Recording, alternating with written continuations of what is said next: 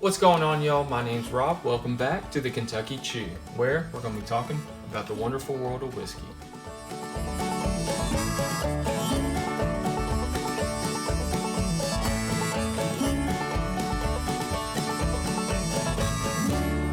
Appreciate y'all tuning in. If you missed my last video, which was my first one, by the way, ever, appreciate you all watching. We ranked this Old Forester 1924. Now, pretty excited to be able to rank that and review it because it's a first ever release this year. Old Forester is a bourbon that I love, so I was really excited to try this one.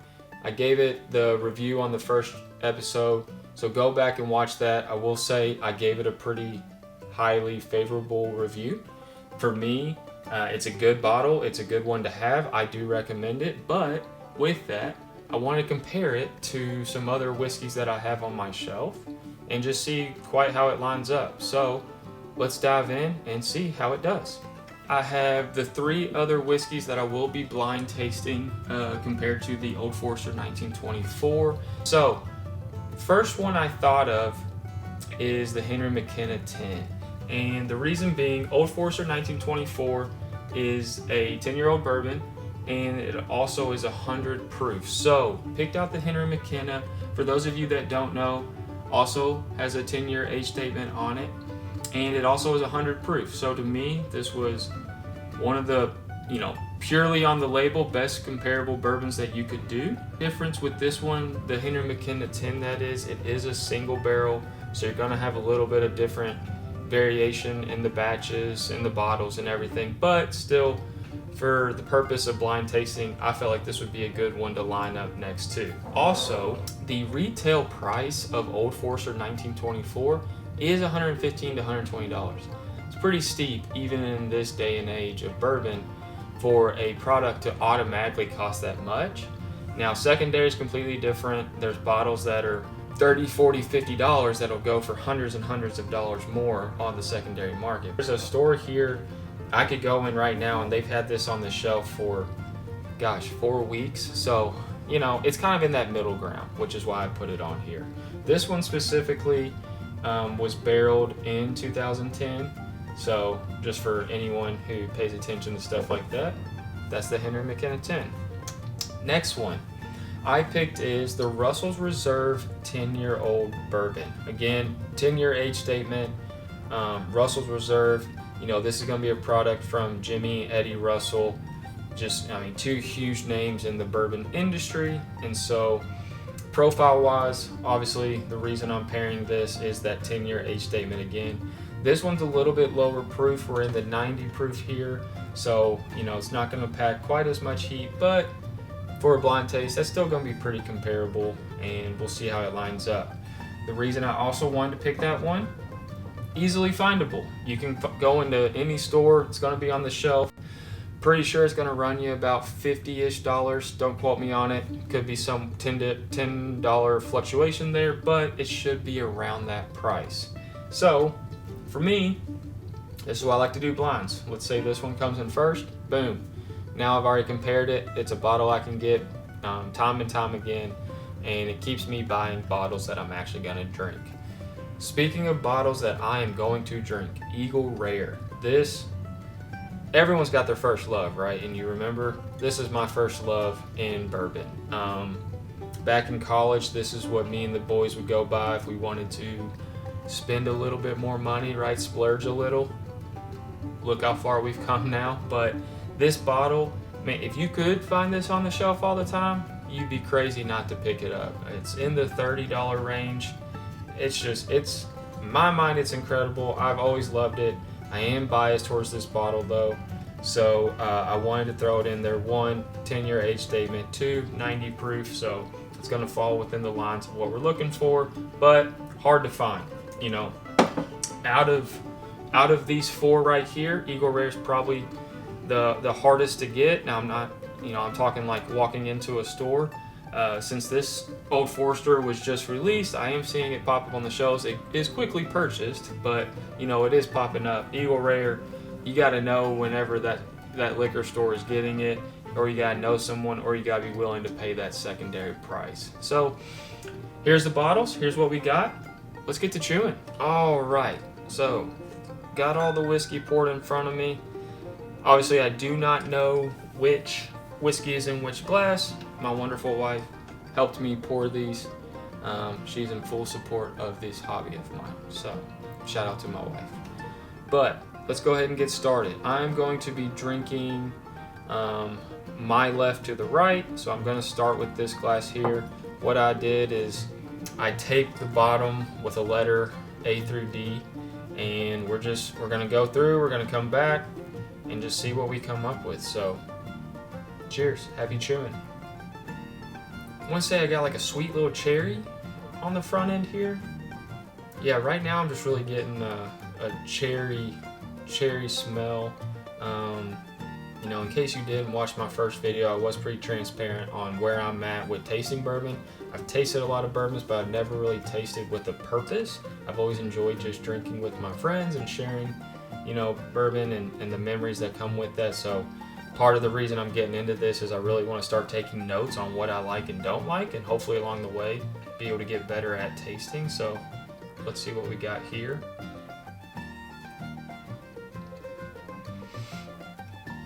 Pretty good on the first sip. I will say the finish finished with the sweetness. On the front end, I wasn't quite getting the sweet cherry that I was mentioning earlier. On the finish, it did come back, and I did get some there at the end. Overall, pretty good. I do like that. Easy to drink, which, you know, especially 90 proof, 100 proof, both those should be. If you're just getting started into drinking bourbon and whiskey, I would recommend any of these bottles. Being in that proof range is going to give you a good bourbon flavor, but not, you know, scorch your senses and, you know, leave you crying and whatnot. That one's pretty good. I like that. Definitely don't know what it is, which is good. I'm glad that I can't guess off the top of my head, but so far so good. Alright, a little different there. This one tasted lighter. Didn't pack as much of a, I'm gonna use the word punch. None of these are gonna pack a punch, but it just didn't pack as much of that like flavor on the front end that you get. It was smooth from start to finish. Overused word in the bourbon community, I get it, but it's a good way to define, especially when you're tasting, and that's kind of what I got here. Just smooth from start to finish. Pretty light taste, like light smell with it. Yeah, comparatively, I'm not getting much of a scent here on this one, so.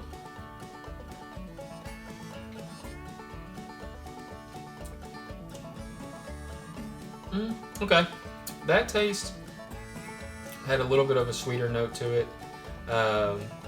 You know, what I'll say is the Buffalo Trace products are known to have a fruit sweetness to them, so, you know, that's to be expected somewhere in this lineup. The Old Forester for me usually has some sweetness to it. It's more usually on that like chocolatey marshmallow graham cracker taste is what they go after. So so far so good. Like both of those, which is a good thing. Glad that I like the bourbon on my shelf.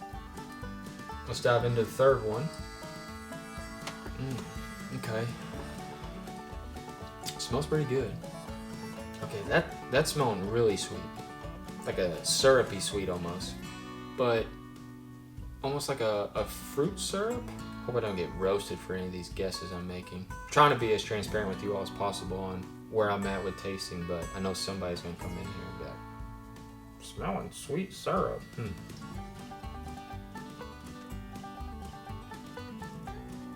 Okay. Okay, when I held that there, the sweetness changed. Gosh, I'm gonna say this and hope no one gets offended by it. You ever had like like cough syrup? Oh, like the cherry flavored cough syrup? Because I said like a syrupy sweetness. It's kind of where I'm going with this. I'm not saying this tastes like, you know, if you went and, you know, you had the flu and you're chugging your cherry flu sinus cold medicine, but it almost had like a lighter flavor profile of that. Interesting. And I'm still kind of getting that in the aftertaste too. So, like it, still good, just a little bit different. Let's dive into the fourth one. Give it a go. We'll go back through and see. This is going to be tough. It's going to be hard for me to probably pick a favorite, just with, in my mind, how similar a lot of these are. Oh, well, this one smells the best by far. Yeah, no question. This one, yeah, this one has a chocolatey smell to it. If you were to like, who loves s'mores, right? I love s'mores. This is giving me a s'more smell. Wow, that's definitely best smell so far. Let's give it a taste. Okay. Didn't get that in the taste as much. A little bit on the finish. A little bit of a chocolatey return on the finish there. Yeah, okay. Pretty good. I like that. It's gonna be hard. That's why I like doing this. Gosh, I mean, happy with all the choices here, I'll say that. So, you ever offer me a glass of any one of these, that would be just fine by me, but we're not trying to be offered 4 glasses of bourbon at one time. We're trying to pick a favorite here. So, let's go back through. Yeah, I don't know if I'm just crazy now or if I just like have worked this up in my mind, but I'm getting like a medicine cherry in this, and I just can't get rid of it now. It's not bad by any means.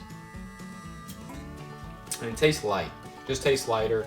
Again, not going to be overly surprising with this lineup that we have here, but yeah, it is something that I look for in a bourbon. Is you obviously want it to smell good, you want it to have a good taste, and the finish. A lot of people want there to be that mouthfeel finish as it's described. I know what I'm getting when I come back through on this one. It's like earthy, right? Like hay, the tobacco. You know, I saw. I don't know if I read it or if the Kentucky Hug. Maybe this was a well-known term used in the bourbon community. I didn't learn it until a long time ago. I love it. It's hilarious. But I think that's what they would be saying here. I think they talk more to like a heat level when they're describing the Kentucky Hug. But like this smells and tastes like a traditional bourbon. Just like I said, it has that tobacco, that oak, that just real earthy tones to it. But still light. Still light, but good. It's light. All right. The first one we tasted, coming back through. Let's see if we can start differentiate a little bit from the pack. Start to see who is the winner. Okay, pretty good. To be honest, I didn't care for that one as much when I came back through. When it was the very first one I tasted, I liked it, but now I'm kind of, I don't know. That one's gonna be pulled back a little bit. I think I need to go back and forth between these two here. These ones right now are kind of the front runners in my mind. Yeah, like I said, you know, I mentioned like a cherry undertone with it, really just like a fruity flavored sweetness with it. I like it. Like I said, I did compare it to like if you were taking that medicine. It's not a great comparison, and I get that. It's just what I was kind of smelling there on the front end, but it's very good. I like it. I do. That's a good one. That's a good pour. I would really enjoy that. You know, whichever bottle that is. But going from that to that, that's when you really get that chocolatey, like, just flavor profile with that one. That is just, by far, this one smells the best. By far. Very good. Okay, gonna revisit this real quick. Very earthy. Okay, I got it. I know what I'm doing. All right, so the first one I drank, left to right. This is last. Second to last. Third. First. Weird how that kind of worked out, but yeah, that's where I would put these. I will say, whatever this ends up being, these two are pretty close. This one just kind of disappeared on me. It was good on the start, just didn't get much on the end. This one, I really like I kept calling it like the earth, just hay, tobacco, like you're out in a barn taking in the senses. That's what this one gives for me, like a tobacco barn. A little bit of cherry fruitiness flavor here. Got the chocolate, graham cracker, marshmallow compared to a s'mores there. And so let's see what we got. We will start with last place.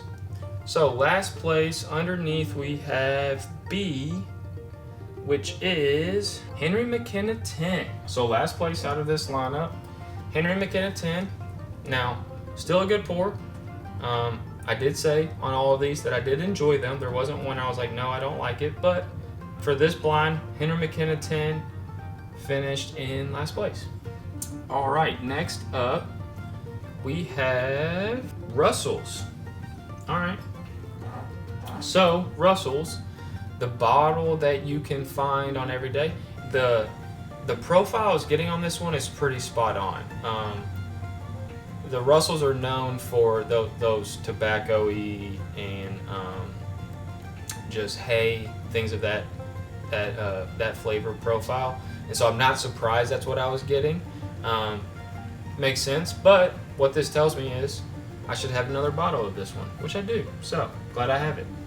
Okay, so that means next is going to be either Eagle Rare, Old Forester. Not going to be mad about either one that it ends up being. Eagle Rare has been a big favorite of mine for a long time. And Eagle Rare, yeah. So runner-up is Eagle Rare. Again, not surprised by that. I love Eagle Rare. I just love the profile from it. I've always been drawn to this bourbon. It's definitely a fan favorite of mine, and it is one that I will continue to buy time and time again. Now, since these bourbons are what we're talking about right now, would I pay secondary for it? If I didn't have a bottle of Eagle Rare, yes, I would pay secondary for it. The name of it, it's from Buffalo Trace. How good. 10-year age statement, I mean, yeah, I would definitely pay secondary. And when I say secondary here, you're going to be looking at $50, $60. In my mind, I've paid $50, $60 on other bourbons and whiskeys that are not as good as Eagle Rare. So even though this is supposed to be around the $30 mark, reality of it is you're not going to find it for that as often, hence why I stand by my decision on that. And winner tonight is Old Forester 1924. So, you know, not overly surprised by that. I really like Old Forester. I said in the video that I liked it. You know, if you haven't been able to try it yet, I really hope you can get your hands on a bottle and give it a whirl. It just, for a 10-age statement bourbon, yes, it's in the $100 price range. I wish that it was closer to that $80 price range. I would probably buy it over and over again. It's really good. Like the smell, I really can't get over that. I mean, that is just, it's phenomenal. So, cheers to Old Forester. Cheers to them putting out a new bottle. First one that I was able to get this year as far as new releases go. And so really looking forward to what everybody else can put out. But that's going to be this video. Appreciate you tuning in for my first blind. And hopefully I'll continue to be able to put out more product and just hopefully find more bottles that are hard to find and we'll compare them against just everyday bottles. So any of these, if you come across them, I recommend picking them up. And with that, cheers. Happy chewing.